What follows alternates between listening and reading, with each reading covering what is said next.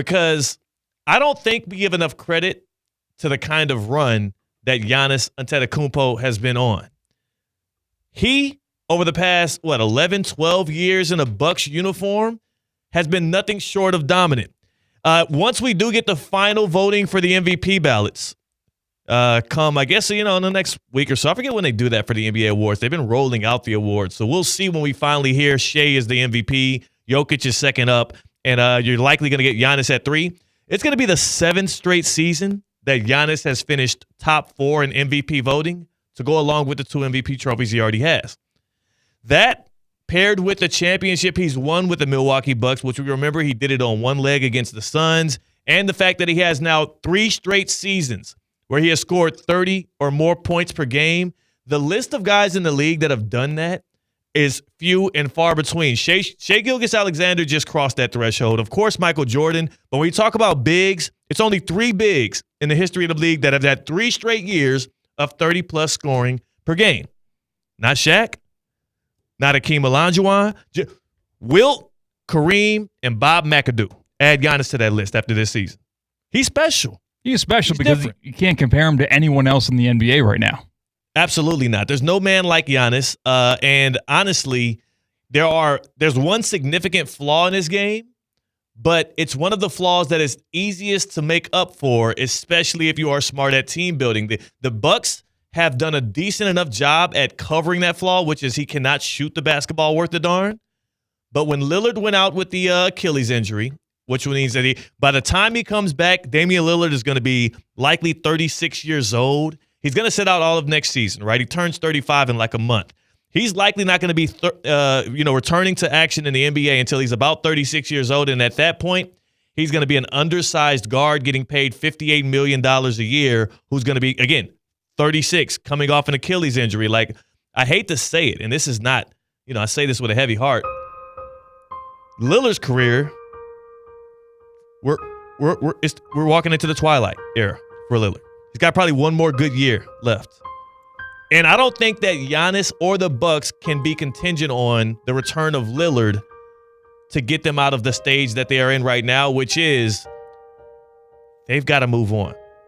They've absolutely got to move on. Giannis Antetokounmpo, after getting swept last night, Game 5 of the opening round against the Pacers, and swept in historic fashion, by the way. CK, you said you couldn't even watch it because it was on NBA TV live, but did you get a chance to watch back the final 40 seconds? The Bucks up by 7 and somehow lose an elimination game to the Pacers. I watched it with the NBA on TNT crew. That's how I watched it. Wow. I watched them watch it, go to break, then come back and find out what happened in the end. Saw the ball bounce around a bunch. I saw a very disappointed Doc Rivers, and that's how I found out who won that game and how it actually happened. So what I'll do is, before we get into the summer of Giannis, which the NBA is coming up on the summer of Giannis, when he does change teams, it will be the most significant superstar transaction since LeBron James went to the Lakers in 2018. And yes, I'm saying it's going to be greater. It's going to have a greater impact on championships than the Luka trade that happened in February. Stick with me. You'll find out why. Let's start with last night, though. Bucks down 3-1 in the series. Giannis has done pretty much all he can do in this game to keep his team afloat. Big shout to Gary Trent, by the way, who was hitting shots at a high clip in the second half after starting absolutely flat. But Giannis was carrying this squad, this Lillardless squad that get absolutely nothing out of Kyle Kuzma at his best. Bobby Portis is a shell of what the playoff Bobby Portis we used to get back in the day was. This is literally Giannis, Gary Trent at times, and a bunch of G Leaguers is what it felt like at times last. I mean, Kevin Porter, I think, just getting the ball stripped from him multiple times as he tries to make a play towards the rim. It was absolutely embarrassing at times. And Doc Rivers, the head coach of the squad, who is no stranger to epic collapses, he couldn't have even saw what happened last night. So again, the Bucks up, the Bucks well in position to win the game. In fact, I believe the ESPN predictor, a little statistic predictor, FPI, whatever the hell they call it, 99.7% chance to win. Bucks had it still signed, delivered. Gary Trent had 2 late turnovers. The Pacers hit their threes, and the game ends with the Pacers down by 1. The ball finds the hands of Gary Trent Jr. The ball slips through his legs. On the ensuing possession, Tyrese Halliburton takes Giannis to the rack. Boom, righty layup. blows right by him. Giannis is tired at that point. Series over, and likely is the last time we'll see Giannis sport a Bucks uniform.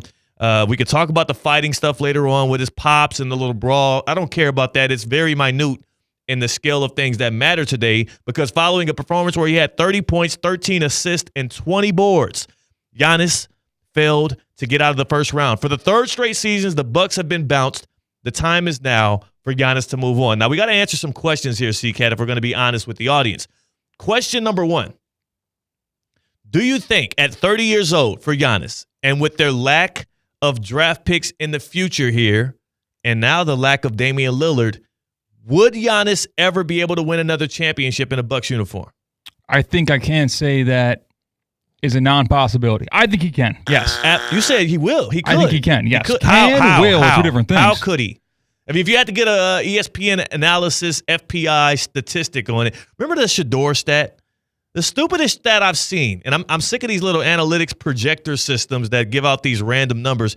After Shador Sanders didn't get drafted in the first round, ESPN put out an analytics predictor stat number thing that says there was a 3% chance Shador Sanders didn't get drafted in the first round of the NFL draft. And I said, how the hell do you come up with that number? Where does that come from? It's bull. Well, I guess you just kind of do the probability of decision-making for a bunch of... How do you predict the probability of one team drafting one guy? Yeah, one old white dude in the front office making this decision because he wants to focus on the defense this year. It's stupid. It's a falsely contrived number. They had to put some kind of number on it, and they said 3%. 3% chance he didn't get drafted. I wish they would have asked me. I would have said the number's much higher than that. In fact, it was 100%. But going back to this, the Bucks should have won. They lost in historic fashion. They don't have much of any hope in the near future because they have a lack of talent, a lack of youth, and a very strapped situation when it comes to the salary cap, with Damian Lillard being owed $54 million next year, $58 million the year after that. He don't come off the books till 2027. You still think there's a chance for him to win a title? Yeah, I think you talk about, you mentioned it yesterday about how this would be a Miami Heat dream target, dream acquisition. I think it's harder to get Giannis than it is to get a roster like the Heat have. And I know Spo and Pat Riley are different intangibles in that situation, but once you've got the A1 star, the championship winning star, the star that you can build a team around, that's the hardest part. So he's only 30 years old. I think a couple down years, and in age 33, 34 season, you can have a Giannis-led championship winning team. That's not outside the realm of possibility. Where are you getting the talent from? I agree that you can wait out the Lillard contract and you can wait out like everybody else to come off the books. Where are you getting the talent from? Because the Bucks are not going to attract free agents at the level that the Heat or the Lakers or the Knicks or the Nets or any team in the big cities can. And you have absolutely no war chest when it comes to draft capital. I don't think they have their own first-round pick for the next 6 or 7 years. They can't even tank. They're stuck. Yeah, I think that time moves quickly in the NBA. Oh, my goodness. Hey, you're wrong. He'll never win a championship in a Bucks uniform again.